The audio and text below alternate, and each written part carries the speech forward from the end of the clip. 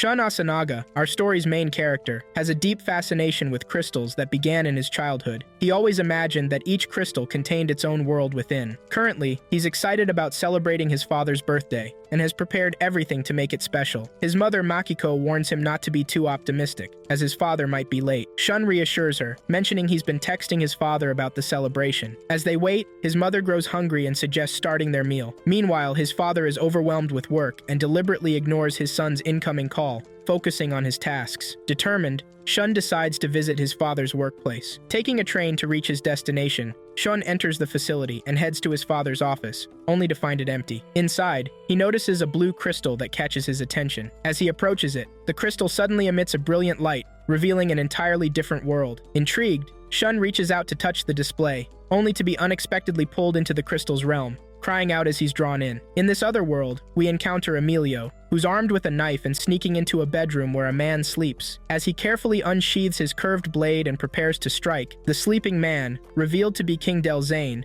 catches Emilio's arm mid-strike and pushes him away. The king condemns Emilio's cowardice for attempting to kill him in his sleep. Emilio, seeking vengeance for his father, faces off against the king, as both summon swords from portals in their chests. Despite Emilio's fierce attacks, the king effortlessly counters them all, treating the fight as mere play. After disarming Emilio and forcing him against the wall, the king makes a point by stabbing his weapon into the wall beside Emilio, rather than killing him. He advises Emilio that he'll need to improve significantly to achieve his goal of defeating him. The scene concludes with the king ordering his guards to imprison Emilio in the dungeon. A flashback reveals that Emilio learned from palace maids about Delzane being his father's enemy, which motivated him to train relentlessly for revenge. Frustrated by his recent failed attempt, he angrily punches his prison cell floor. Suddenly, a bright light appears outside his cell, and Shun comes tumbling out. While Shun stands confused about his surroundings, Emilio recognizes him as someone from the surface and urgently warns him to escape before the guards arrive. However, Shun, unable to understand Emilio, merely stands there bewildered. Guards quickly appear and point their swords at Shun. In that moment, a weapon materializes unconsciously from Shun's body, shocking Emilio, who identifies it as the warp relic. Shun grabs the sword and with one swing, defeats the guards and destroys Emilio's cell door.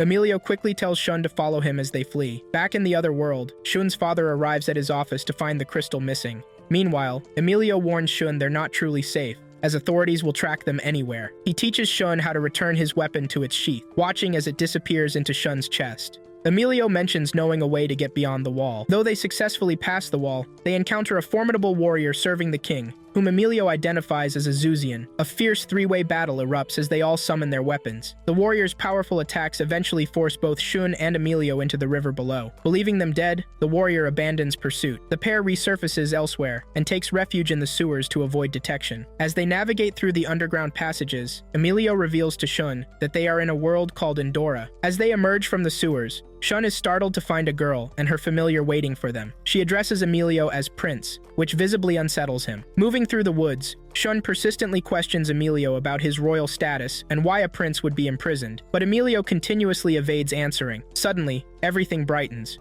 and Emilio explains they've entered a new day. Looking skyward, Shun discovers that this world uses a massive crystal as its sun. He checks his phone for signal, but finds none. During introductions, they learn the girl is Alicia, and her familiar is named Falarian. Emilio urges them to keep moving, mentioning he knows a safe hideout. Meanwhile, the king receives reports about Emilio's fall into the river, but remains convinced of his survival. He dispatches search parties, acknowledging that Emilio had help from someone with a warp relic, and seems to know where Emilio might be headed. Alicia informs Shun they're going to see Pascal, Emilio's mentor. Their journey is interrupted by a wild boar charging from the forest. As Emilio draws his weapon, Shun is amazed to discover that Falarian, Alicia's weapon, is actually a dragon. During the battle, Shun manages to slash off one of the boar's horns with his weapon. Unfortunately, Shun and Alicia get caught in a booby trap, while Emilio uses another trap to finally defeat the boar. Pascal appears afterward, revealing he set the traps to ward off intruders. After freeing Alicia and Shun, the latter becomes increasingly nervous upon learning about the numerous traps surrounding the area. Pascal shows particular interest in Shun when he learns of his surface origin and his possession of a war relic. He invites everyone to his residence to continue their discussion in safety. At Pascal's home, he begins preparing a meal while questioning Shun about life on the surface. Shun repeatedly ignores his questions, prompting Pascal to wonder if all surface dwellers are as impolite. Outside, various beasts gather around the house. The meal preparation continues with a pot of meat accompanied by Endora frogs. Faced with these unusual delicacies, Shun has no choice but to sample them all. Finally opening up, he explains how touching a crystal in his father's office transported him to Endora, expressing his desire to return home. Pascal produces a map to explain Endora's geography. He reveals that Earth is actually hollow, with Endora existing underground. Their sun, called Adamas, serves as Endora's replacement for Earth's sun, though their world lacks stars. He explains that Endora's creator intentionally kept it hidden from the surface world to protect it from being misinterpreted as hell or being corrupted by surface dwellers' beliefs. The Endorans' knowledge of the surface comes from a special book, as the two worlds once had regular exchanges. Pascal mentions he has personally visited the surface and shows Shun their book about Earth. He then describes a city called Babylon,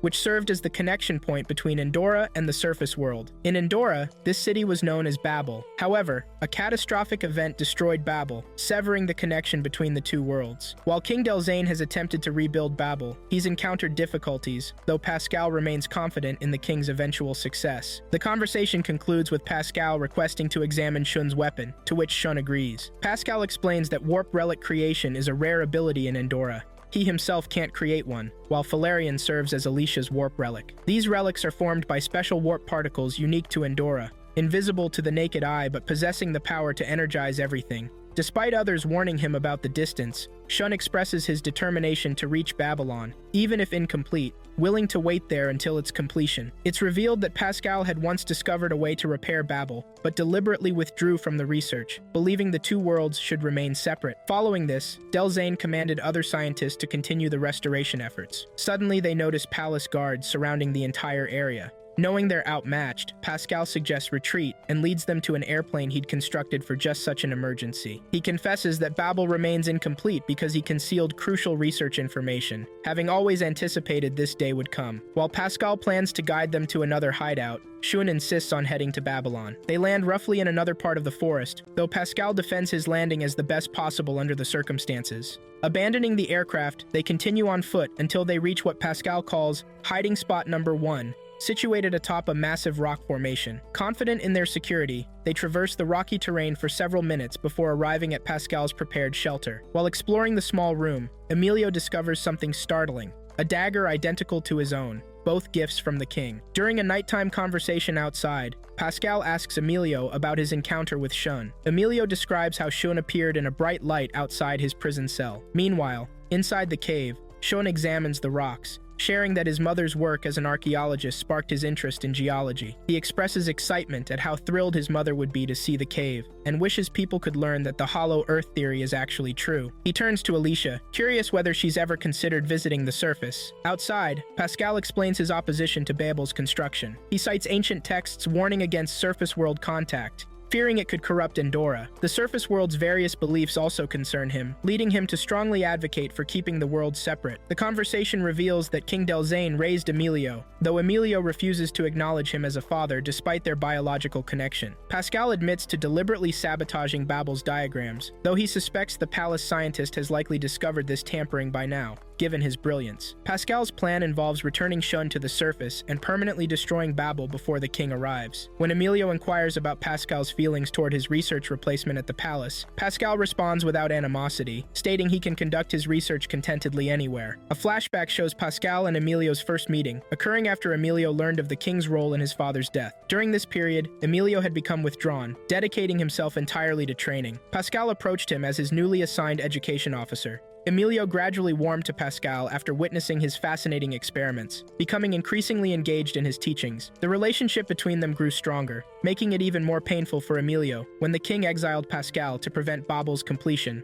further fueling Emilio's hatred for the king. In the present, King Delzane reassigns the task of finding Pascal from the royal guards to the Zuzians, instructing them to capture rather than kill Pascal. Meanwhile, Pascal needs to leave the cave for an errand. Before departing in disguise, he informs the trio that he spread scenting ingredients throughout the forest to mask their presence from wolves, along with other safety instructions. Shortly after Pascal's departure, Alicia also leaves for personal business, leaving Emilio and Shun alone in the cave. During this time, Emilio proposes a deal to Shun. In exchange for helping Shun return home, He wants Shun's assistance in defeating Delzane. He explains they must stop Delzane before he reaches Babylon, as his arrival there would cause significant problems. After considering the proposal, Shun agrees. Emilio reveals his plan to leave that night while Alicia sleeps, explaining that involving her would only complicate matters. When Alicia returns, they act casual to avoid arousing suspicion. She sends them out to hunt for food, which they readily agree to do. While hunting, they spot their target, a boar. Shun notices that summoning his weapon has become easier with practice. They devise a hunting strategy, but things don't go exactly as planned when Emilio trips. However, Shun manages to take down the boar single-handedly. They return to the cave with their catch, and Alicia prepares a hearty meat stew for everyone. After Alicia falls asleep,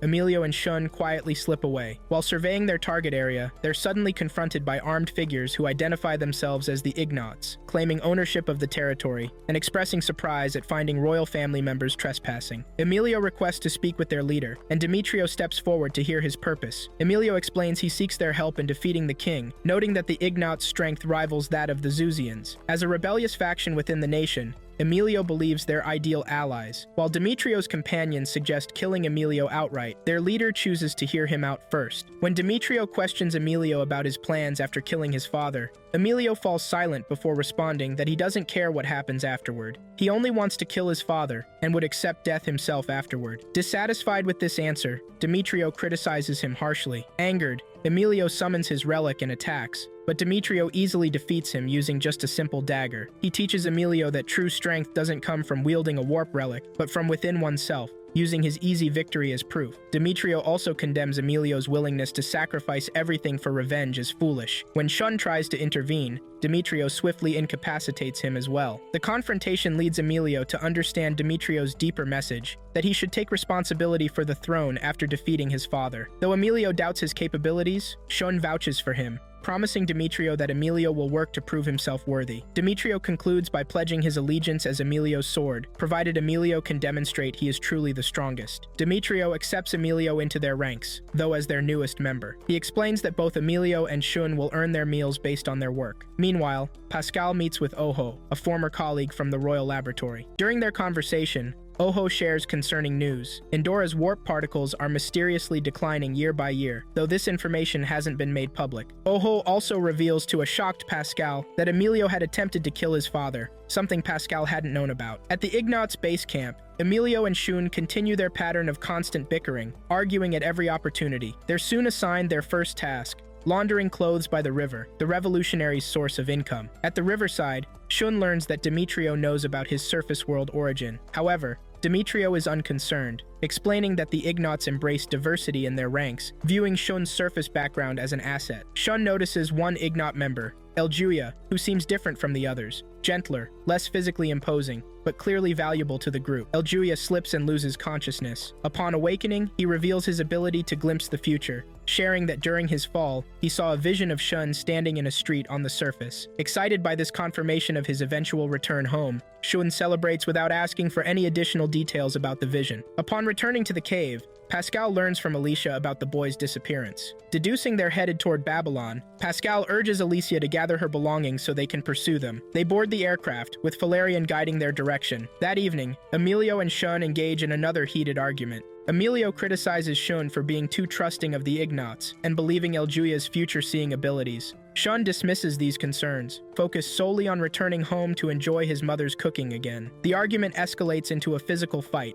with Demetrio watching from afar. He deliberately chooses not to intervene, letting them resolve their conflict naturally. The two fight until they both collapse from exhaustion. Demetrio's companions revive the unconscious pair by dousing them with water, after which everyone gathers for a strategy meeting. They discuss recruiting northern nobles who are dissatisfied with the king's rule. Emilio provides crucial information about the royal guard's strength, 80,000 strong, helping everyone understand the odds they face. Demetrio concludes that a direct confrontation now would lead to their defeat. He then proposes an unexpected solution: recruiting the Zuzians. Shun, drawing from his personal encounter, confirms their extraordinary strength, though notes some are already in the king's service. When Emilio questions the likelihood of Zuzian cooperation, Demetrio explains that their history of oppression might motivate them to join the Ignatz cause. He designates Louise as their future negotiator. The meeting concludes with Shun sharing the critical information that the king is also heading toward Babylon. Louise leads Shun and Emilio to a tent for medical treatment of their fight wounds. Despite their reluctance to share space, they comply with Louise's instructions to wait together. When she arrives with medical supplies, Emilio questions the feasibility of allying with the Zuzians.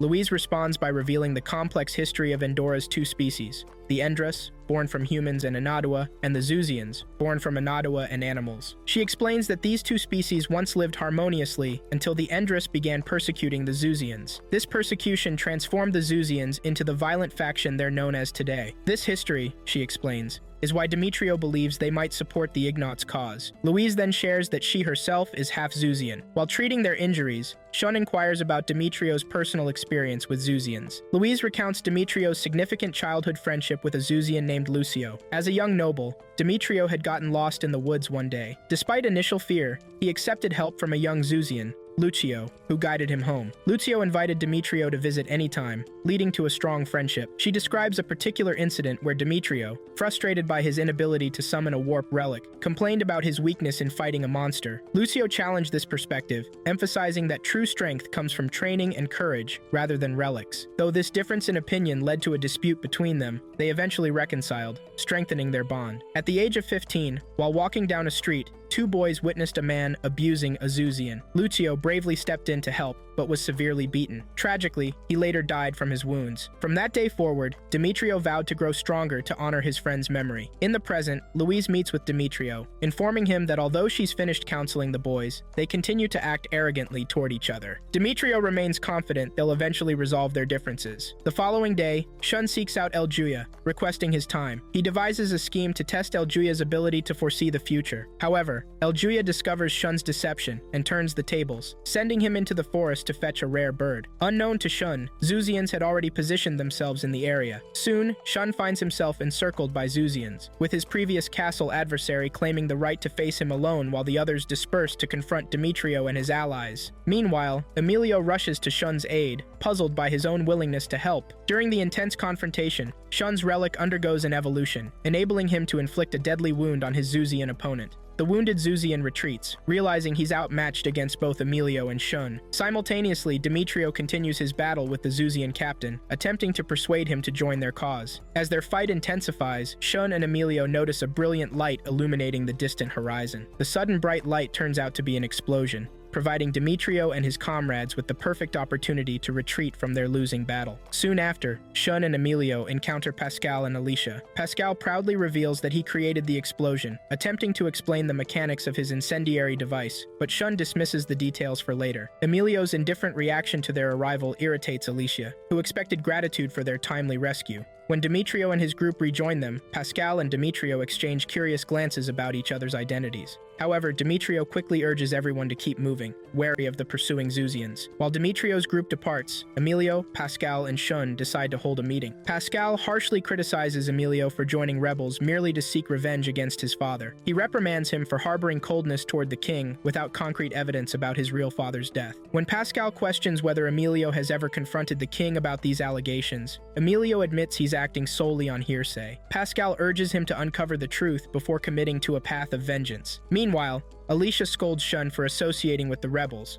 whom she views as dangerous revolutionaries attempting to overthrow the government. Despite her warnings, Shun defends Demetrio and his companions, insisting that his personal observations show Demetrio's true noble character. A flashback reveals Alicia and Emilio's childhood friendship. Alicia frequently snuck into the palace to visit Shun, preferring the castle's excitement to the forest's familiar surroundings. Ironically, her forest tales of mushrooms and giant boars captivated Emilio, sparking his interest in exploring the wilderness. However, Emilio's personality underwent a dramatic transformation, changing from a sweet, caring boy into a distant, cold individual who spent countless hours training in the castle yard. In the present, Demetrio and his associates gather at a tavern, having confirmed the area's freedom from royal guard influence. Their recent losses to the Zuzians necessitate recruiting new members. Demetrio advocates keeping Shun and Emilio, recognizing their potential after witnessing their ability to match a Zuzian in combat. While not exceptionally strong, they've proven their worth. However, he remains cautious of Alicia and Pascal, instructing his associates to monitor them closely. Shun later joins the tavern meeting, reporting that Emilio and Pascal are locked in an argument while Alicia fumes with anger, making their immediate arrival unlikely. Demetrio presents a map to Babylon, warning Shun of the journey's deadly perils. Shun remains unfazed, focused solely on returning to the surface, dismissing both Emilio's vendetta and the Ignat's political ambitions. The Ignats target Babylon because the king's presence there presents an opportunity to strike while he's less protected than in the castle. Demetrio sternly warns Shun that he won't act as his protector during the journey, while elsewhere, the king's convoy begins its movement. Alicia and Pascal eventually join the group, with Pascal quickly integrating himself, showcasing his inventions, including his flamethrower. Louise welcomes Alicia's presence, relieved to no longer be the sole female member. Later that night, while gathering supplies with Shun and Emilio, Felix explains their mission against Delzane, citing Endora's social inequality, where the wealthy oppress the poor. He reveals how Demetrio's vision for change and personal support during his weakest moments earned his loyalty. Separately, Demetrio questions Pascal about Delzane's plans, but Pascal admits that the king keeps his intentions private, even from Emilio. Pascal also shares his discovery of diminishing warp particles, speculating about their connection to Babel's reconstruction. As morning arrives, Demetrio assembles everyone for the journey's commencement, with Shun resolute in his determination to reach the surface at any cost. Upon reaching the sea, Shun's excitement bursts forth in joyful exclamations at its unique coloring. When questioned about his enthusiasm, he explains that the surface world's sea differs entirely from Endora's. Pascal clarifies that they're actually looking at a canal they must cross to reach Zuzian territory, where they hope to negotiate an alliance. In this major port city, the group secures lodging at an inn for the night. Once in their room, Shun and Emilio resume their bickering, much to Pascal and Alicia's annoyance. Pascal suggests they channel their energy into exploring the city instead. When they can't agree on a destination, Alicia takes charge, commanding them to follow her lead, with promises to shop for Pascal too. Outside, they encounter Demetrio's group, who advise Shun to conceal his surface world origins. His simple solution of adding a piece of clothing to his shirt satisfies everyone, and they disperse to explore. At the marketplace, Shun discovers his surface currency, 500 yen, is useless in Endora, where they use Endo. After Emilio refuses to help, Alicia generously offers to cover their expenses, prompting Shun to mock Emilio as a worthless prince. Shun's first taste of local cuisine proves disappointing, but he purchases a notebook to document his Endora experiences. While exploring the market, a young thief snatches Emilio's knife, leading to a chase into an alley. Upon catching the boy, they discover he's stealing to feed his younger siblings. Moved by their situation, Shun and Alicia provide food for the children. This encounter marks Emilio's first exposure to such poverty, his shocked expression revealing his sheltered upbringing. The scene concludes with Shun playing basketball with the children, while Alicia admires his vibrant personality, wondering if all surface dwellers share his lively spirit. During their evening return, the trio encounters a young female assassin who attacks them with explosive warp relics, repeatedly muttering, "Eliminate the prince." Shun hesitates to fight back due to her age. Demetrio and Eljuia arrive just in time to help, with Demetrio successfully restraining her. Eljuia explains that she's one of many orphan children trained as assassins, sold to highest bidders, and stripped of emotions. These children wear control collars and face death for disobedience, persisting until they complete their mission. In this case, Emilio is the target, likely ordered by someone with a vendetta against the royal family. When the girl breaks free and attacks again, Demetrio ends the confrontation by destroying her control collar, freeing her from bondage. He invites her to join them, encouraging her to use her power for positive change, and gives her a doll as a gesture of kindness. Back at their base, she introduces herself as Misha and becomes an official member of the Ignats. Later, Emilio shares his day's experiences with Pascal, who reveals his need to return to the royal laboratory for something important, promising to rejoin them later, and expressing curiosity about Emilio's potential growth during his absence. The next day, the group arrives at the dock to find their transport, an old, creaky ship. The provider explains that he chose this vessel deliberately to avoid official scrutiny,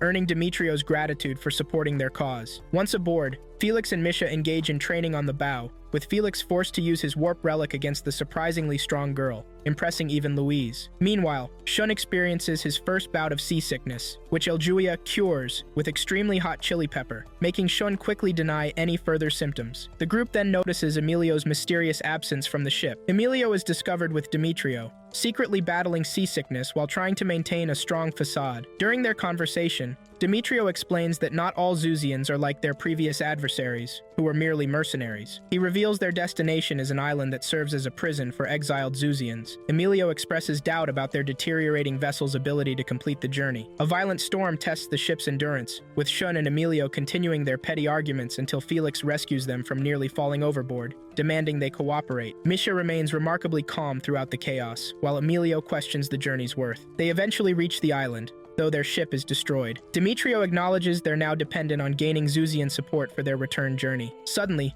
arrows rain down and Zuzians surround them. Despite Demetrio's attempt to negotiate, the group is captured and bound, with only Louise allowed to remain free due to her part Zuzian heritage. The chief orders her silence. Noting Demetrio's unwavering composure, the chief identifies him as the Ignot leader. When Demetrio proposes an alliance against the king, offering freedom and dignity in return, Felix explains to Shun about the Zuzians' deep-seated resentment towards humans due to historical mistreatment. The chief's response stuns everyone. He'll consider helping them under one shocking condition. Demetrio must forfeit his life. As the chief demands Demetrio's life in exchange for his friend's safety, his crew protests vigorously, arguing that Demetrio is irreplaceable as their rebellion's leader. However, Demetrio accepts the condition without hesitation, asking only for his companion's safety in return. The chief promises to support the Ignot's cause if Demetrio sacrifices himself. Just as the execution is about to proceed, Louise intervenes, unable to watch Demetrio's demise. The situation intensifies as crew members begin offering their own lives instead of Demetrio's, creating chaos until the Zuzian chief silences them with an angry roar.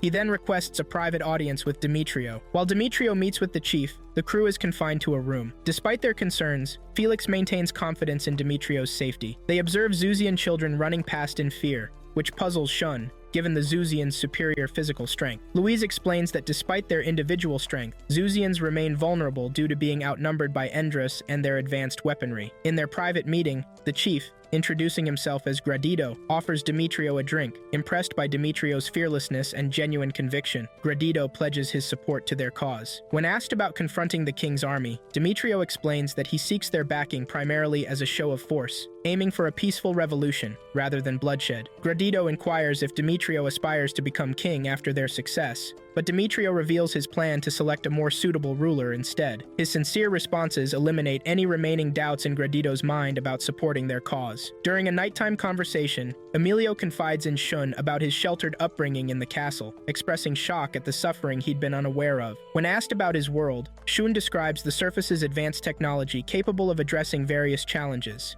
Unknown to them, Zuzian assassins are eavesdropping through a scout bird, discovering both Gradito's alliance and Shun's surface world origin. The next day, Gradito provides the crew with a new ship and abundant supplies, along with a special whistle that can summon Zuzian aid through birds. While hoping for peaceful resolution, he assures them of military support if negotiations with Delzane fail. After docking in another city near their next destination, a snow-covered mountain, Demetrio meets with sympathetic nobles who report successful recruitment efforts. When they inquire about the revolt's timing, Demetrio's preference for negotiating with Delzane first infuriates Emilio, who dismisses the possibility of his father listening to reason, revealing his consuming obsession with vengeance. As the crew begins their mountain ascent the following morning, Alicia seeks Shun's insight about Emilio's intentions toward his father. Shun confirms that revenge has become Emilio's sole purpose for living, leaving him empty without it. Alicia expresses disbelief at Emilio's willingness to eliminate his only remaining family member, sharing her own longing for family connections. Their journey is temporarily halted by an approaching blizzard. During the blizzard, while sheltering in their tent, Shun questions Emilio about his motivation for wanting to eliminate Delzane. After initial resistance, Emilio reveals that Delzane killed his biological father to seize the throne, shattering Emilio's previous admiration for him. When asked what he would do in the same situation, Shun acknowledges he'd feel angry,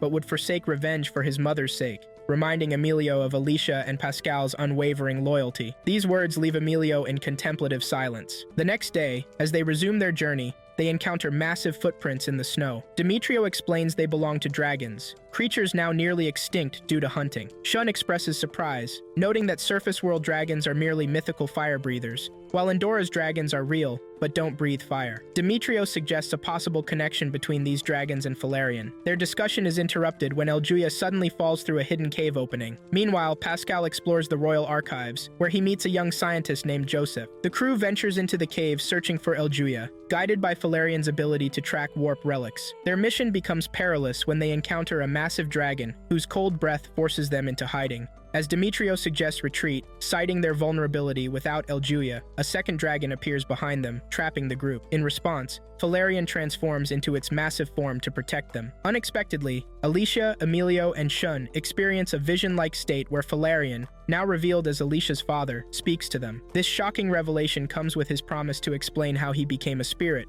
leaving Alicia stunned by this supernatural encounter with her long-lost parent. Valerian reveals his tragic past to Alicia. His warp relic evolved dramatically during a life-threatening battle, and he continued developing its power until he decided to settle down with his wife. After bandits killed Alicia's mother, he embarked on a vengeful quest that led to his final transformation. His warp relic's ultimate evolution absorbed him, essentially turning him into a living warp relic. Since then, he's remained with Alicia as Valerian, transforming to protect her whenever danger threatens. He reassures her of his eternal presence and protection. After returning from their vision, they share their experience with Demetrio. They find Eljuya among young dragons, explaining that the adult dragons were merely protecting their family, having mistaken the crew for hunters. The dragons, now understanding their true intentions, offer to transport them partially toward their destination. The dragons carry them a considerable distance before returning to their sanctuary, unable to venture too far from their home due to the constant threat of hunters. While the crew wishes the dragons could take them all the way to Babylon, they understand the creature's constraints.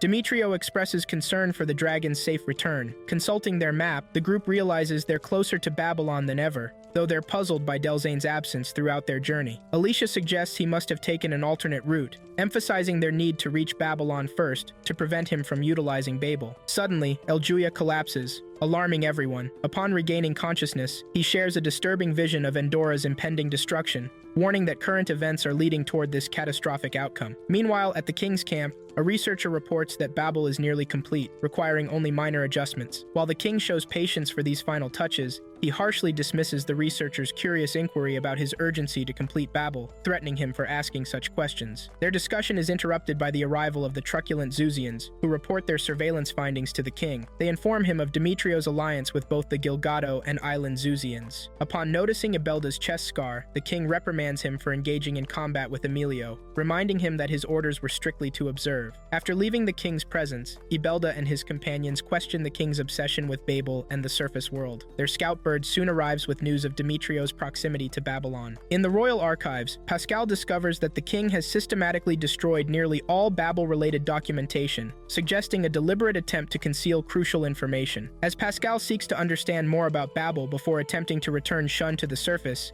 Joseph mentions that warp particle analysis results will be available the next day. Pascal expresses deep concern about the particles' depletion, recognizing their fundamental importance to Endora's existence and the potential catastrophe their complete disappearance could bring. One night, Shun opens up about his fears, expressing concern about never returning to the surface. Emilio reassures him, promising to help him get back home. He tells Shun not to worry about Endora's troubles since they aren't his burden. Meanwhile, Alicia searches for ways to prevent Emilio from carrying out his plan to kill his father. The next morning, Shun discovers that Demetrio has received a visitor. The messenger brings good news. More lords and nobles have joined their rebellion, increasing their numbers and power. Once the messenger departs, Emilio can barely contain his excitement about their growing support, eager to confront his father. Things heat up when Emilio and Shun get into another argument. Emilio remains determined to kill his father, while Shun pleads with him to abandon his quest for revenge and accept things as they are. But Emilio won't budge. Shun warns him about ending up like Alicia's father, trapped in his warp relic, consumed by rage. When Emilio dismisses these concerns, the argument escalates until Shun, frustrated, punches him in the face. Emilio doesn't fight back. Shun angrily tells Emilio off for claiming his problems don't affect others, then storms away. Before leaving, he confesses that Emilio's troubles are always on his mind. Meanwhile, at the castle, Pascal and Joseph examine the warp particle results. They discover the particles have been steadily declining since King Delzian claimed the throne, making them wonder if there's a connection. Needing to reach Babylon before the king, Joseph reveals he's built a transport vehicle for such occasions. They board it and take flight toward Babylon. By this time, Demetrio and his group have already arrived in Babylon, only to find the king has beaten them there and is preparing to open the surface portal. Upon reaching Babylon, Demetrio's group discovers 4 horns serving as gates, but only one leads to Babel. Eljuya consults his map to identify the correct horn. Once they locate it, they search for a way to open it. Emilio finds the gate's mechanism, a sharp stone that, when pulled, opens the entrance. Eljuya confirms this path will take them straight to Babel. Before proceeding, Demetrio insists on checking for traps. Their progress is interrupted by 2 discoveries. Fresh footprints in the dust indicate someone has has already passed through,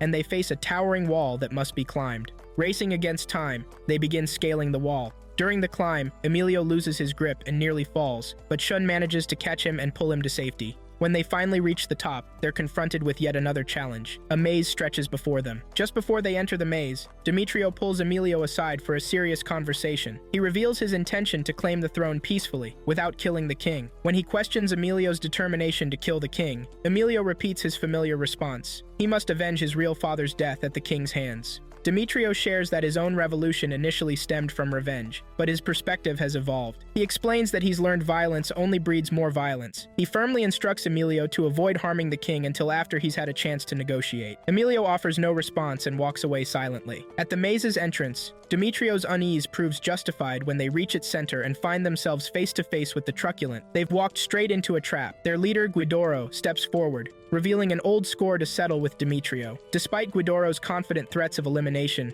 Demetrio warns him not to be so sure of victory. Meanwhile, the rest of the truculent confront Demetrio's team. Ibelda particularly focuses on Emilio and Shun, eager for revenge. He wants to return the scar they gave him and plans to go even further by eliminating them both. The battle intensifies, with Felix managing to defeat his opponent. Seeing himself losing against Demetrio, Guidoro vanishes quickly. Ibelda continues his relentless attack on Shun and Emilio, managing to knock Emilio down and nearly finishing him off. However, Emilio's relic suddenly evolves, blocking the attack. Seizing this chance, Emilio escapes and rushes through the gate to Babel. Shun and Alicia chase after him. When Ibelda tries to follow, Eljuya blocks his path. Suddenly, Louise dispels Ibelda's blocking magic, shocking Eljuya. Ibelda laughs at Eljuya's confusion, telling him they've been oblivious to the truth all along. Ibelda reveals Louise's half-Zuzian heritage, prompting her to share her painful past. She describes growing up with a Zuzian father and Endra mother, watching her family suffer discrimination. Her mother couldn't work because of her marriage to a Zuzian, and her father was treated as worthless. This childhood filled her with resentment,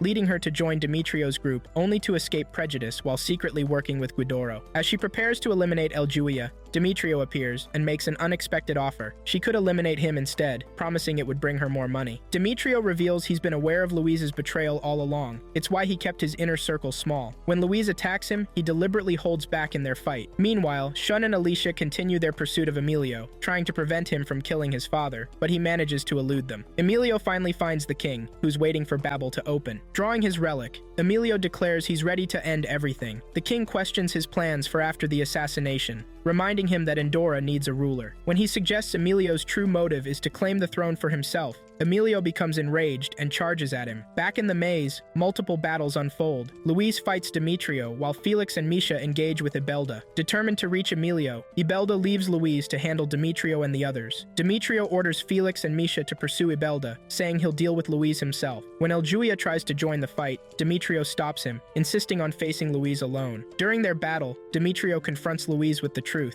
She's deceiving herself. While she claims she joined them solely for money to help her family, Demetrio points out her genuine attachment to the crew. He reminds her of how she saved him on the Zuzian island, suggesting her claims of just using the crew are lies she tells herself to mask her true feelings. Though Louise denies this, her inability to strike a killing blow against Demetrio proves his point. She can't bring herself to harm any crew members. Demetrio speaks to her calmly, offering to help her find her way back to the right path. Louise confesses that she originally infiltrated the Ignots as a spy. However, her mission took an unexpected turn when she found herself genuinely believing in Demetrio's cause. She realizes his success could solve all the discrimination problems she's faced, which explains her growing sympathy for him and his mission. As she breaks down crying, Eljuya offers his handkerchief. When she apologizes for threatening him earlier, he admits he remained calm because he could see her true feelings. Her inability to harm him proved this. Demetrio interrupts their emotional moment, reminding them they still have work to do. The scene shifts to Ibelda's ongoing battle with Misha and Felix. When Demetrio arrives with Louise and Eljuya, Ibelda retreats, but Demetrio assures his team not to worry. They all know he's heading to Babel. He also informs Misha and Felix that they've resolved their issues with Louise through conversation. At the same time, Pascal and Joseph finally reach Babylon. In Babel, Emilio confronts his father, accusing him of 2 crimes, killing his real father and banishing Pascal from the palace. His attack halts only when he hears Shun and Alicia's voices. Meanwhile, in another part of Babel, Ibelda encounters Guidoro. In a sudden act of betrayal, Ibelda wastes no time in eliminating Guidoro by driving his weapon through his chest. As the scientists successfully open Babel's gate, the king prepares to leave. Emilio protests, insisting his father must first answer for his sins. When Delzane mentions urgent matters awaiting him on the surface, Emilio moves to attack again, but Shun intervenes. He urges the king to reveal the truth to Emilio, suggesting this could end the cycle of revenge. The moment is suddenly interrupted by Ibelda's surprise attack on Emilio. Despite the king's commands to stop, Ibelda refuses to back down. Seeing his son in mortal danger, the king intervenes, but his protective action results in him being impaled by Ibelda's weapon. As the king collapses and Emilio cries out in anguish, Ibelda seizes his chance. With a quick farewell to the youngsters, he leaps into the gate's bright light, disappearing as they watch. Shun turns to find Emilio cradling his dying father, just as Pascal and Joseph arrive. Though Pascal has urgent questions for the king, he realizes he's too late. The king's final words to Emilio express pride in his son's growing strength. When Demetrio and his crew arrive, a heavy silence falls over the room. Pascal moves to comfort the grieving Emilio with an embrace. The atmosphere remains thick with conflicting emotions. Pascal expresses the need to return to the royal laboratory to process their data and findings, but Joseph reveals a critical problem. They've exhausted their aircraft's fuel supply reaching Babylon, leaving them stranded. Pascal's frustration mounts as he desperately wants to understand why the particles began decreasing when the late king took power. With the king's death, he fears this crucial information might be lost forever, wishing he could have reached him sooner to get answers. The Ignots gather for a discussion, where one member suggests the king's death marks their revolution's end. However, Demetrio remains uneasy, sensing there's more to the situation than meets the eye. The unexpected outcome leaves him concerned. Meanwhile, Louise continues to struggle with guilt over her near betrayal of the group. Shun finds Emilio sitting alone in his grief and attempts to lift his spirits by offering him an apple. Emilio apologizes for failing to keep his promise of helping Shun return home, as Babel's current state might render it unusable. Shun dismisses these concerns, reminding Emilio that he too had made a promise to prevent Emilio from carrying out his revenge. Emilio opens up about his past, describing how vengeance consumed his entire life. He dedicated himself to training and developing skills, all focused on one goal, killing Delzane. Yet now, with the king dead, he feels strangely empty. He questions whether this emptiness stems from not delivering the final blow himself. Then a deeper realization hits him. He can't even remember his real father's face anymore. Only Delzane's comes to mind. This leads him to question everything, including whether Delzane truly killed his father, as he has no proof beyond hearsay. He acknowledges that Pascal and Alicia tried to tell him this, but his rage had blinded him to reason. Seeing Emilio's self-destructive spiral, Shun attempts to snap him out of it by deliberately provoking him. He tries to restart their usual pattern of arguments and fights, hoping to pull his friend from his depression. He reminds Emilio of their various confrontations, particularly their first fight where they battled until exhaustion. Shun's strategy is clear. He's trying to revive Emilio's spirit by reminding him of their dynamic, contentious friendship. Emilio finally breaks out of his melancholy and returns to his usual self, quickly falling into their familiar pattern of banter. When Shun mentions saving him, Emilio stubbornly claims he only accepted help because Shun was useful to him. This reflects Emilio's ongoing pattern. He constantly denies caring about Shun, yet his actions tell a different story. Whenever Shun faces danger, Emilio is invariably there to help, despite his protest to the contrary. Their relationship follows a unique pattern. Even when Shun angrily rejects Emilio's assistance, Emilio still comes to his aid. They've developed an unspoken bond where they support each other while maintaining a facade of mutual dislike. The conversation shifts as Emilio expresses curiosity about the surface world. Shun explains that it's not so different from Endora, dealing with its own share of conflicts and wars. This prompts Emilio to question why the late king was so determined to reach the surface. Shun suggests there might be alternative routes to the surface beyond Babel. While Shun refuses to abandon hope of returning home, he's prepared to adapt to life in Endora in the meantime. He shares his plans to write a novel and integrate himself into Endoran society by meeting new people. Following the king's death, the royal guard returns to the capital as chaos begins spreading throughout the nation. The Zuzians are now aligning themselves with the Ignots. While Emilio's mood is improving, he hasn't fully recovered. The Ignots remain in Babylon, awaiting the completion of Pascal and Joseph's investigation into Babel. Their research confirms Babel functions as intended, but they can't verify if Ibelda successfully reached the surface. Without proof from above, they can't rule out the possibility of a blocked pathway. During their research, Alicia brings meals to Pascal and Joseph. Overhearing Pascal's concerns about the blocked surface route, she questions his worry, remembering his previous stance on keeping the world separate. Pascal explains that Shun still needs to return home, and the king's death has left many questions unanswered. Shun joins them, displaying characteristic optimism about Pascal and Joseph, eventually finding a solution. Pascal appreciates Shun's positive attitude and suggests that Emilio just needs something to occupy his mind. Meanwhile, Emilio consults with Demetrio about the Ignat's future plans now that the king is dead. Demetrio explains that despite the revolution's apparent end, their real work is just beginning. He predicts upcoming unrest as lords and nobles fight over territory expansion. The Ignat's new mission is to establish peace and harmony throughout the country, a task Demetrio warns will be even more challenging than their previous struggles. After Demetrio leaves, Shun approaches Emilio suggesting they train together. Though Emilio initially resists,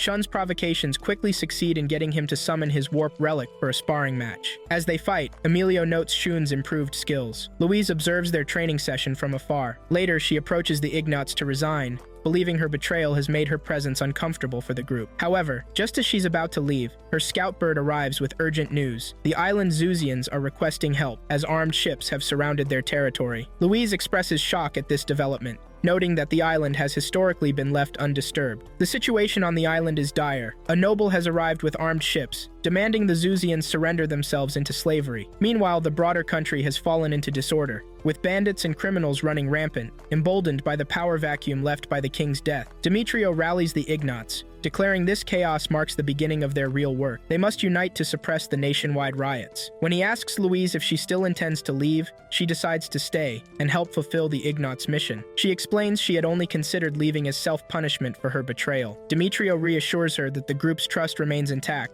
while Misha playfully adds that she'll keep watch over Louise to prevent any future misconduct. Emilio and Shun continue their intense training session, both refusing to yield despite their exhaustion. Shun remains determined to pull Emilio from his depression. After several more rounds, Emilio finally claims victory through clever tactics, though he recognizes Shun's underlying attempt to lift his spirits. Shun confronts Emilio about his persistent gloom, urging him to abandon his vengeful path. Emilio reveals his deeper struggle. Without revenge as his driving force, he feels purposeless. When they join the Ignat's strategy session for helping the island Zuzians, Emilio makes an important announcement. He wants to officially join their cause. His journey to Babylon has opened his eyes to the world's need for change. Inspired by this, Shun also pledges to join, offering whatever assistance he can provide. The meeting is interrupted by Pascal's arrival with news from his investigation. He's discovered that Babel's lock originates from the surface, a puzzling finding since surface dwellers are supposedly unaware of Endora's existence. While acknowledging this could be coincidental, Pascal expresses his need to conduct further experiments at the Royal Laboratory. A group of bandits was busy raiding a village when the Ignats arrived to stop them. The Ignats demanded their surrender, but the bandits chose to fight instead. Demetrio didn't hesitate and sent his comrades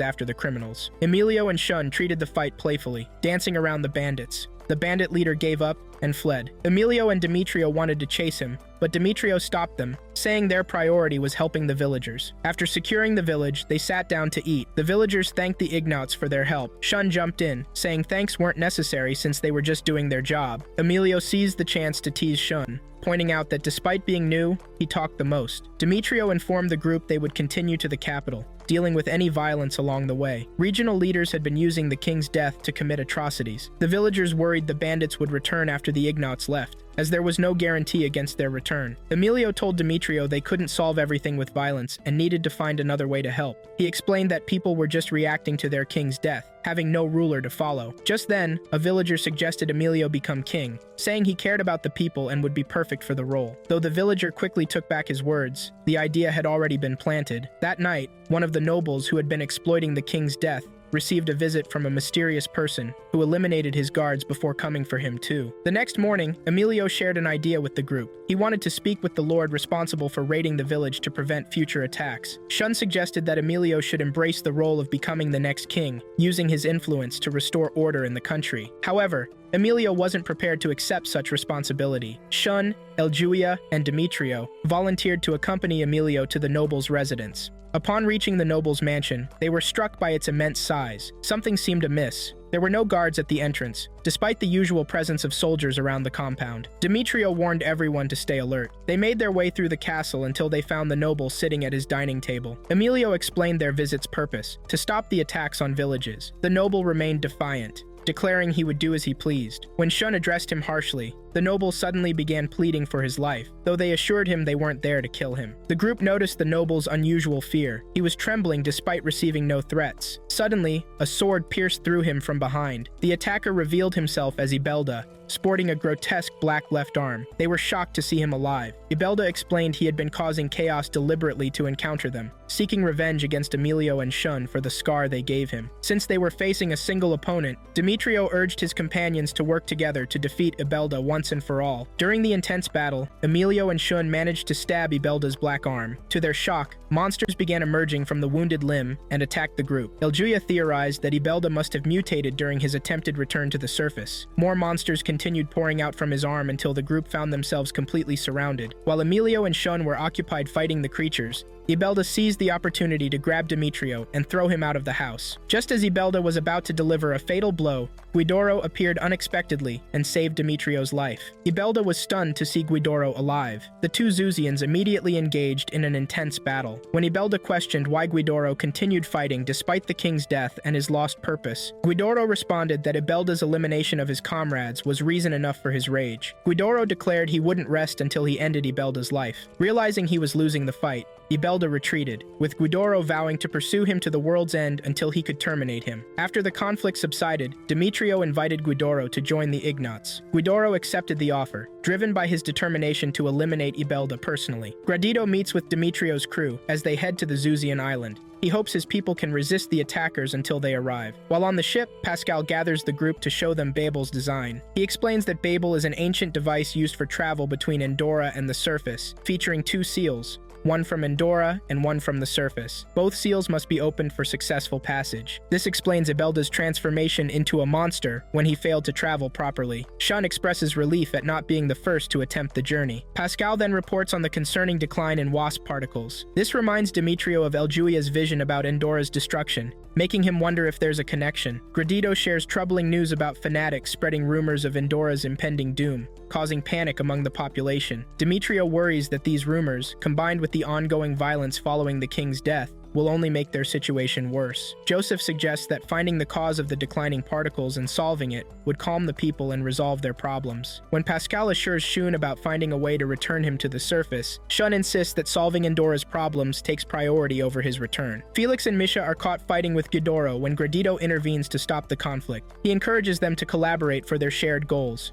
Gradito then announces his decision to join the Ignots, pledging to serve as Demetrio's sword until the end. The alliance is sealed with a handshake between them. Their arrival at the island coincides with an attack by a noble and his soldiers. Demetrio's crew swiftly deals with the armed ships, intimidating the noble with a warning never to return to the island. Once peace is restored, Demetrio outlines his strategy. They will work to suppress violence on their way to the capital, with the Zuzians' assistance. The Zuzians are assigned to handle the northern region's unrest. During this meeting, Gradito's son Crumb enters, initially frightened by the unfamiliar faces, but his father reassures him of their friendly nature. After the meeting concludes, Emilio requests a private discussion with Demetrio and Shun. He expresses concern about potential complications with the Zuzians' northern mission, given their reputation as savages among the populace. He suggests sending additional companions with them to ensure smoother operations. Alicia is spending enjoyable time with Louise, Misha, and Eljuya when she mentions wanting to find ways to help. Louise playfully suggests she could marry Emilio and restore the royal family, hinting at Alicia's obvious feelings for him. Though Alicia initially denies it, she eventually admits her love for Emilio and promises to confess her feelings to him, hoping he shares similar sentiments. Later, Emilio and Shun discover a crying Crumb and join him in fishing to help him feel at ease. They explain that his father is a noble man on a mission to save the world. That night, Crumb returns home and embraces his father, wishing him success on his world-saving journey. His father becomes emotional and promises not to let him down. During the night, Emilio visits Pascal and Joseph seeking information about the king. Pascal reveals their discovery that the king had planned to meet someone on the surface 10 years ago. He explains that Emilio's real father, Alzerm Langheim, was the throne's previous occupant, while his younger brother Delzane was tasked with unifying the northern continent during Babel's operational period. Pascal continues investigating what Delzane encountered in Babel. The next day, the group separates to pursue their various missions, with Emilio finally prepared to accept the responsibility he had been avoiding. Emilio and his crew finally arrive at the capital, facing the massive castle. For Emilio, this marks his return after a long absence. Inside,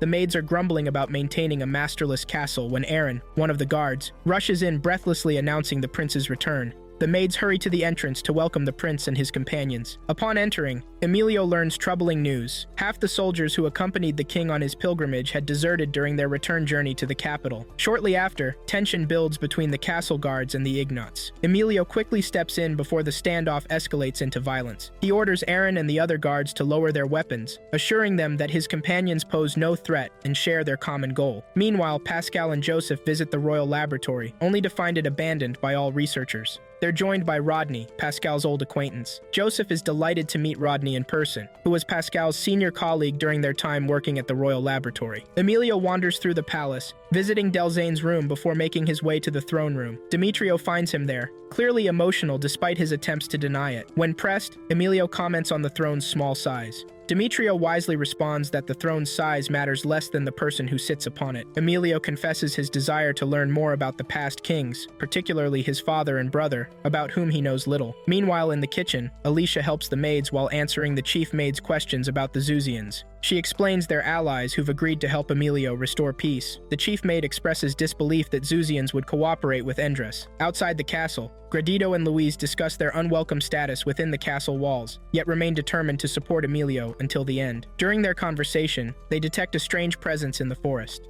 Pascal and Joseph soon receive news of possible monster attacks, as creatures are gathering in the nearby forest. Though the guards initially waver at this news, Eren successfully rallies them, reminding the soldiers that they alone can defend the castle. Eren and his soldiers are taken aback when they witness the Zuzians and Ignots gathering to assist them. Emilio explains to Eren that this shouldn't be surprising, as they've been fighting together for some time. When Eren expresses concern about Emilio joining the fight, Shun reassures him of Emilio's combat capabilities. The combined forces enter the forest, discovering the same type of monsters associated with Ibelda, confirming his involvement in the attack. Emilio and Shun join the battle, exchanging playful banter while fighting. Ibelda eventually confronts the pair, still determined to eliminate them, using his monsters as cover for his attacks. Guidoro arrives to assist, but the overwhelming number of monsters surrounds Emilio and Shun. Just then, the soldiers arrive with high spirits, cutting through the monster ranks. Demetrio provides crucial support by wounding Ibelda with his dagger, allowing Shun to strike him with his sword. Realizing his defeat, Ibelda retreats once again. The soldiers celebrate their successful defense of the city and castle by hoisting Emilio onto their shoulders, recognizing him as their victor against the enemy leader. His companions watch as he emerges as a beacon of hope for the entire nation. In the morning light, Guidoro announces to Emilio and Demetrio his intention to pursue Ibelda, knowing they can't let him roam freely. Emilio expresses concern that Guidoro might be outmatched due to Ibelda's newfound ability to create monsters. Louise steps forward, volunteering to accompany Guidoro for support. Demetrio, still worried about their chances, instructs Felix and Misha to join Louise and Guidoro. He emphasizes the need for caution when confronting Ibelda. Emilio strengthens their mission by providing additional soldiers as backup. With his team assembled, Guidoro embarks on his hunt for Ibelda. At the same time, Pascal, Joseph, and Rodney immerse themselves in their ongoing research about warp particles. The situation grows more complex when Demetrio and his crew discover another crisis emerging alongside Ibelda's threat. Reports reveal farmlands withering overnight, a direct consequence of diminishing warp particles. Fear spreads among the crew, as they realize this could trigger a devastating famine. While they take comfort in knowing Pascal and his companions are investigating solutions, the gravity of the situation weighs heavily. Pascal and Joseph propose a temporary fix, moving people to areas rich in warp particles. Though this buys them time, they desperately need a permanent solution. Their world, Endora, faces an existential threat. Once the warp particles disappear completely, it will no longer sustain life. Emilio leads Shun back to the exact spot where he first materialized in their world. He suggests this location might offer Shun a path home, explaining his urgency as Endora faces its impending doom. Shun bristles at Emilio's defeatist attitude, challenging him to take more decisive action as the realm's prince. Their disagreement escalates into a heated clash, and just as they're about to come to blows, Shun loses his footing over the edge. Emilio lunges forward to grab him, but both tumble over. Quick thinking, Emilio saves them by embedding his weapon into the wall, giving them a lifeline. Their eyes catch sight of previously unseen stairs below, allowing them to safely descend. Intrigued by this mysterious section beneath the castle, they decide to explore further. Their curiosity leads them deep into the dungeon, where they encounter an unexpected sight, a prisoner. This captive, Frama, reveals himself as a Zuzian and former leader of the Truculent, imprisoned by King Alserm himself. Despite his years of loyal service, one day the king's sudden anger led to his confinement. When Emilio presses for details about Alserm, Frama paints a picture of a beloved ruler who once commanded universal adoration, with the Truculent serving as his loyal protectors. However, Everything changed because of a single person, a mysterious surface dweller found unconscious near the castle. Instead of disposing of this unexpected visitor, they discovered he was still alive and brought him into the castle for care. As the stranger recovered, he formed a close bond with the king, amazing everyone with his ability to move freely between Endora and the surface world. He brought exotic treasures from above, explaining his extraordinary abilities by revealing his identity as a scientist. The surface dweller captivated King Alzurm with tales of advanced technology from above, describing powerful vehicles and devastating weapons. He spoke of his ability to control nature itself through warp particles. Despite Delzane's warnings, Alzurm fell deeper under the stranger's influence, eagerly absorbing every word and becoming increasingly susceptible to manipulation. The situation escalated when the man proposed combining surface technology with warp particles, a suggestion Alzurm readily accepted. The introduction of a gun marked a turning point. Alzurm's personality shifted dramatically. His growing ambition led him to task the man with repairing Babel,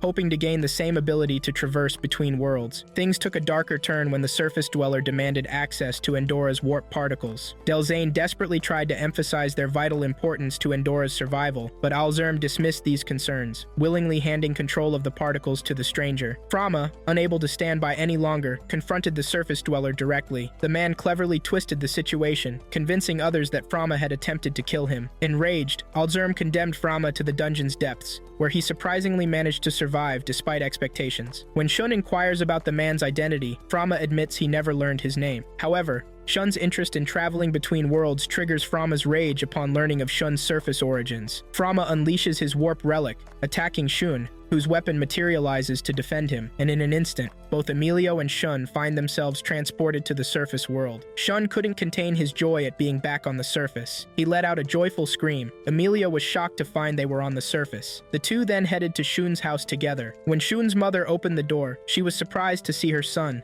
With tears in her eyes, she embraced him, overjoyed at his return. Shun then introduced Emilio to his mother. He told her there was a whole different world underground, and that Emilio was from there. He knew his mother might not believe him, but he had to say it. Emilio was proof of what he was telling her. Before long, the duo was bickering with each other as usual. They went inside and sat down to talk. Shun's mother told them there had been reports of entrances to the underground world scattered around. While some didn't believe it, Shun's parents did. In fact, his father had been researching the underground for a long time, which is why he was rarely home anymore, always working in his office. Shun said he would go surprise his father at the office the next day, and Emilio agreed to join him. As they were talking, the sushi Shun's mother had ordered was delivered. Emilio was amazed to see the surface's food for the first time. He hesitantly took a bite, finding the taste strange. Shun teased him, saying he was acting like a kid. To prove he wasn't, Emilio ate more sushi. Later, Shun told his mother how he had ended up in Endora, describing his adventures there and the warp relics. When his mother heard about the fighting, she got scared, but Shun reassured her that Endora wasn't dangerous. That night, Shun told Emilio not to worry about Endora, as he was sure his brilliant father would find a way there soon. The next day, Shun and Emilio set out to visit Shun's dad at his office. On the way, Shun ran into his classmates, who were surprised to see him. They said Shun's mother had told them he was studying overseas. They asked about Emilio's strange outfit, and Emilio said he was cosplaying, remembering the word from when Shun had used it. Shun was impressed Emilio still remembered. They decided to get Emilio some regular clothes, so he could blend in better. Soon, they arrived at the Asanaga building. The receptionist told Shun's father that Shun was there to see him, and he said to send him in. Shun's father was happy to see his son, and safe. Shun introduced Emilio, saying he was from the underground world of Endora. Shun's father said he knew about Endora and asked Shun to tell him about his experiences. He revealed that the crystal that had pulled Shun to Endora was discovered by Shun's mother long ago and could enable travel between the worlds. He promised to investigate the crystal further. Shun told his father they needed to hurry and send Emilio back. His father said Shun should take care of Emilio while he was on the surface. Meanwhile, Emilio felt uneasy around Shun's father, recalling a memory of Delzane warning him not to trust Asanaga. As they were leaving, Emilio suddenly remembered and told Shun that Asanaga was the one who had kidnapped Delzane's son. Before Shun could fully understand, Asanaga shot Emilio and told Shun he was never really his son. Fortunately, the bullet had only grazed Emilio's arm and didn't hit any vital areas. Asanaga even complimented Emilio for being smart, revealing he had used the same gun to kill Alzurm. Filled with rage, Emilio said he would have hurt Asanaga if he wasn't Shun's father. Asanaga reminded Emilio he didn't have access to his warp relic on the surface. He then told Shun to leave Emilio and come home with him to meet his mother, since Asanaga had raised Shun even if he wasn't his biological father. father. Shun was dumbfounded, but Emilio threw a knife to distract Asanaga, then dragged Shun and they ran. In a flashback, we see Asanaga first arriving in Endora. Delzane had taken him to meet his brother, Arlzarm. Asanaga explained he had been working on a crystal found on the surface when he was suddenly sucked into Endora by a bright light. Arlzarm was intrigued by Asanaga's account, and the king was interested in everything he had to say. However, Delzane was wary of Asanaga. Returning to the surface, Asanaga told his pregnant wife about the crystal's power. He wanted to continue researching it to learn more. At the time, Asanaga was still working in a small lab, his enterprise not as large as it would become. Asanaga was excited to provide a better life for his wife and child with this new discovery, but his wife begged him not to get too caught up in his work, as their child would also need him. When it was time for Asanaga's wife to give birth, the baby tragically died. This devastated Asanaga, and he vented his frustration by striking the wall. Returning to Endora, Asanaga told the king he was interested in the warp particles. As he discussed this with Delzane and the king, young Emilio entered the room. Asanaga got to play with Emilio, and Emilio's father showed him some of the surface's technologies. The king asked about Asanaga's child, but he didn't give a straight answer. The king then told Asanaga that his brother's son was suffering from an illness, and he wanted Asanaga to see if surface medicines could help. Asanaga proposed restoring the Babel Gate so they could easily travel to the surface, and he could care for Delzane's son. This could also help them bring supplies back. Delzane was desperate to save his son, but didn't want to restore the gate, as the old books warned against it. Stubborn Alzerm, however,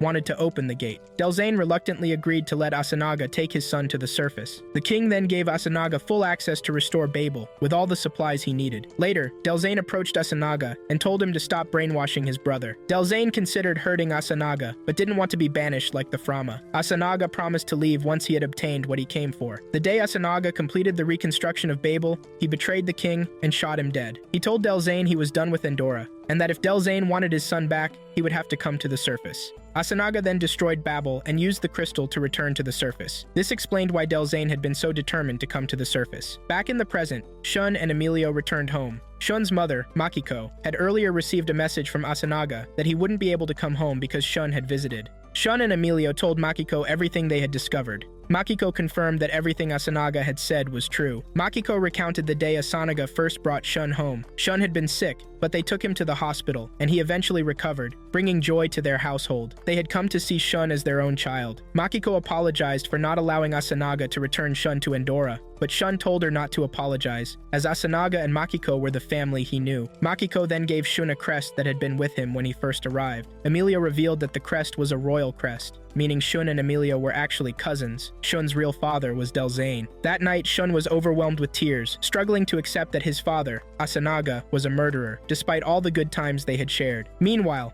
Asanaga stood before a giant crystal, his plans for the surface and Endora unclear. That night, Shun woke from a nightmare, seeing his father Asanaga pointing a gun at him. Shun kept asking Asanaga why he was doing these things. The next morning, Shun refused to leave his room, consumed by thoughts of Asanaga's actions. Emilio brought Shun his food, and Shun told him he now understood how Emilio had felt, wanting to eliminate Delzane so badly. Shun said he was now in Emilio's shoes, and Emilio left the room, telling Shun he was different. Back in Endora, Demetrio's crew had been informed that a guard had seen Emilio and Shun heading to the dungeon, but hadn't seen them since. Demetrio ordered his crew to search the dungeons for the pair. They had also received a report that Ibelda had been tracked down. Eljuya told Demetrio he had another vision of Endora's destruction. Meanwhile, Pascal and his comrades were still working hard in the lab, investigating the warp particles. On the surface, Emilio went to the Asanaga building to speak to Asanaga about Shun. Asanaga was surprised to see him, but had his security escort Emilio to his office. Once there, Asanaga held Emilio at gunpoint. Emilio asked if Asanaga had truly killed his father, and Asanaga admitted he had,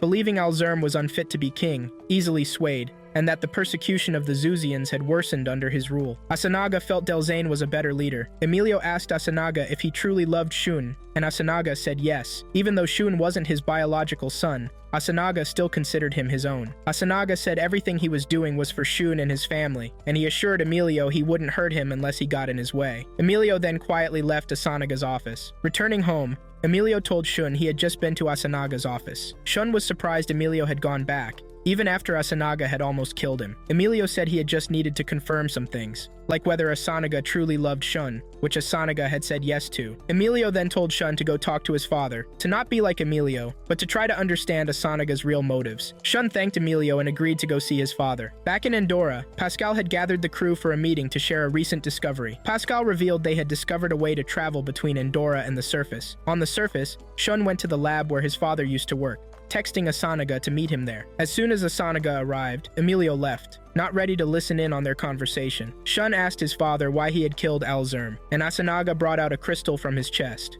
a device called a Perrin Blue that allowed travel between the two worlds. At the same time, Pascal was telling his comrades in Endora about the Perrin Blue crystal. He explained that it was emotion-based, activating due to anger, fear, passion, or curiosity, which is how Shun had first come to Endora. The Perrin Blue was always located in the heart, and whoever possessed it could travel between the two worlds at will, which is why Shun had vanished back to the surface when in danger. On the surface, Asanaga told Shun he had absorbed the Perrin Blue when touching the one in his office. Asanaga further explained he had been using the warp particles to improve life on the surface, as he needed the funds to pay for Shun's hospital bills. Shun didn't support this, as Asanaga was willing to destroy lives for his goals. Asanaga argued there were things that had to be done. He then shocked Shun by revealing he was the one draining the warp particles, as they had a great influence on the surface, and he was working on a way to recycle them infinitely, even after Endora's collapse. Shun didn't agree with sacrificing Endora for Asanaga's aims. Angered, Asanaga pulled a gun on Shun, wanting to get rid of anyone who stood in his way,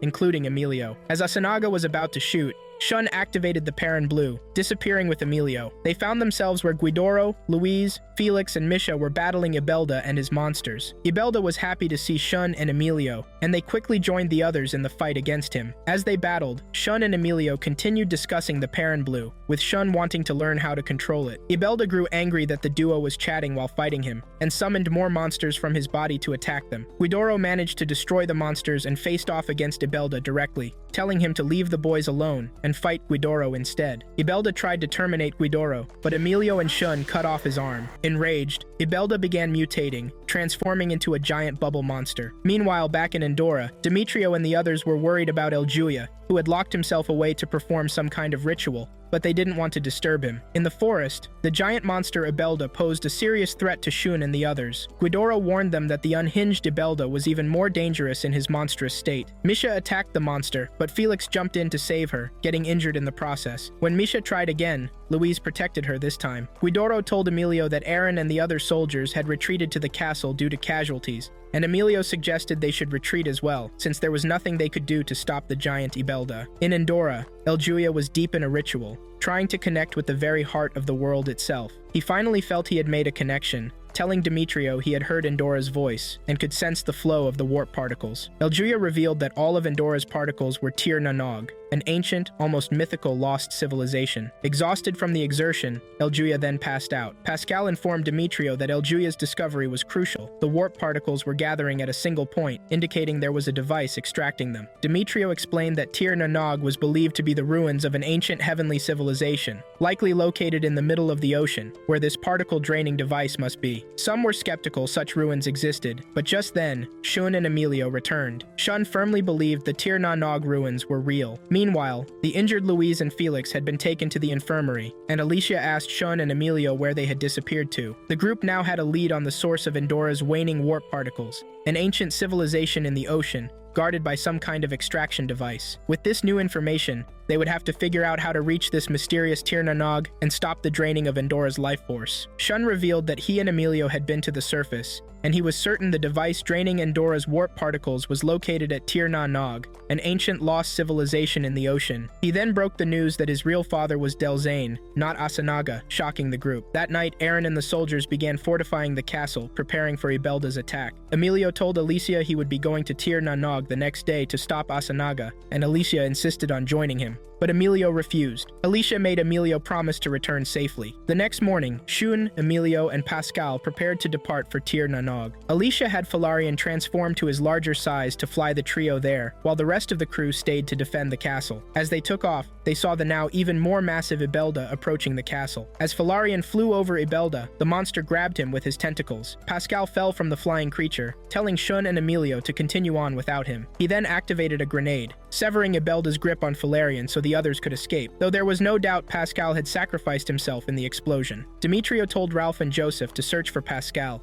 holding out hope he may still be alive. Joseph gave Demetrio a powerful bomb that Pascal had developed, which they hoped could help against Ibelda. As Guidoro prepared to assault the massive Ibelda, Shun assured the distraught Emilio that Pascal was too tough to have been killed easily. Meanwhile, El Julia had woken up and told Alicia they needed to pray for everyone's safety. Soon, Shun and Emilio reached their destination, the distant, towering ruins of Tir na Nog. Joseph desperately searched for any sign of Pascal, unwilling to accept he was gone. At the castle, the wounded Felix wanted to join the fight against Ibelda, but Louise stopped him, saying he would only slow them down. El Julia gave Felix and Louise a restorative medicine to help them recover quickly. As Shun and Emilio gazed up at the enormous Tir na Nog structure reaching into the clouds, Emilio recalled the legend of an all-powerful being residing there. Determined, the duo flew their mount higher, until they reached the top and spotted a massive, seemingly impenetrable crystal. Though their initial attacks couldn't break it, Shun's crystal expertise allowed him to identify a weak point. When they struck there, the crystal shattered instantly, revealing what lay at the heart of this ancient, mysterious place. Shun reminded Emilio that they would become heroes if they could destroy the device at the heart of Tir na Nog. Shun asked Emilio if he had decided to become king, but Emilio was still unsure, his priority being to stop the device. Just as they were about to continue their attack, Asanaga appeared, stopping them. He declared he could not allow them to destroy his ingenious creation. Shun argued the device threatened Endora, but Asanaga offered Shun a chance to join him. Shun refused, unwilling to sacrifice Endora's people. While this confrontation unfolded back at the castle, Demetrio's group was struggling against the powerful Ibelda. They devised a plan to distract the monster while Guidoro planted an explosive on its head. Their distraction worked, allowing Guidoro to get close, but Ibelda swallowed him up. Inside, Guidoro told Ibelda he now had comrades fighting alongside him, and activated the bomb, destroying Ibelda's head. Relieved at the news of Ibelda's defeat, the focus returned to Tir na Nog, where Asanaga revealed he had created his own warp relic, using parts of Alzerm's body. Enraged, Emilio joined Shun in fighting Asanaga, who had attacked their mount, Falarian. Shun told Emilio he was finally ready to take down his father. With the fate of Endora hanging in the balance, the confrontation between Shun,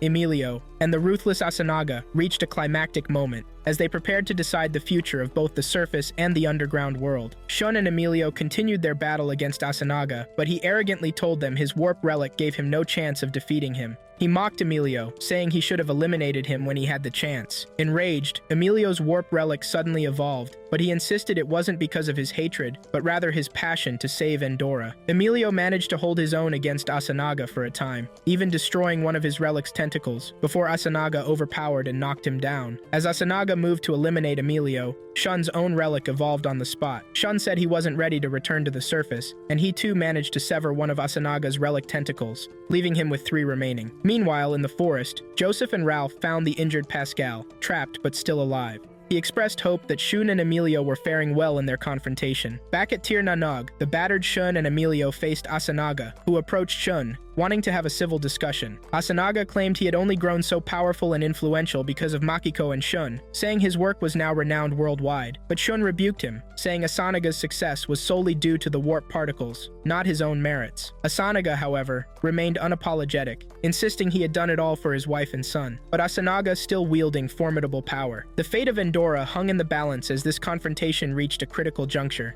Shun told Asanaga that Makiko would not be proud of him as he was now. Angered, Asanaga grabbed Shun with 2 of his relic's tentacles, but hesitated to eliminate him, still clinging to the memories they shared. Seeing the opportunity, Emilio's evolved warp relic allowed Falarian to boost his power, and he lunged at Asanaga, driving his weapon into Asanaga's chest. The wounded Asanaga fell to the ground, his body leaking a tomato-like substance, and the Tir na Nog structure immediately ceased functioning. Shun cried out in pain, but knew Asanaga's defeat was necessary. He thanked Emilio for saving him, but as the structure began collapsing, they were about to plummet to their deaths, until Falarian swooped in and rescued them. Back at the castle, the relieved crew welcomed Shun and Emilio. Alicia was overjoyed to see Emilio return safely, while Emilio was glad to learn Pascal was alive. Later, Pascal told Joseph and Rodney that they would never be able to recreate the Perrin Blue crystal, as its creation had depended on Asanaga's unique talents. Pascal felt it was best they did not possess that knowledge, as the crystal's existence had likely been hidden for a reason. He urged them to instead focus their efforts on warp particle research. With Asanaga defeated and the Tir Nanog structure disabled, the group now faced the task of restoring stability to both the surface and Endora, having averted a cataclysmic crisis. Demetrio thanked Shun and Emilio for their help, and Emilio acknowledged the profound impact the Ignaughts had on him,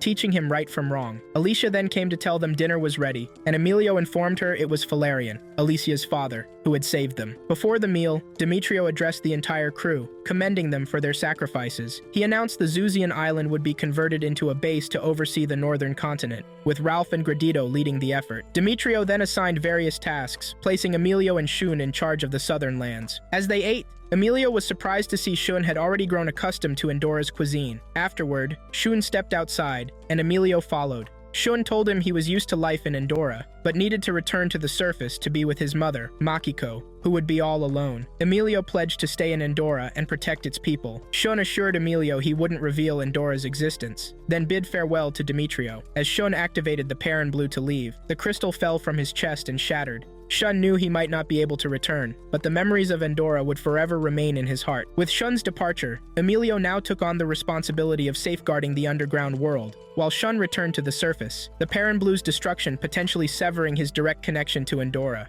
though the bonds he had forged there would surely live on.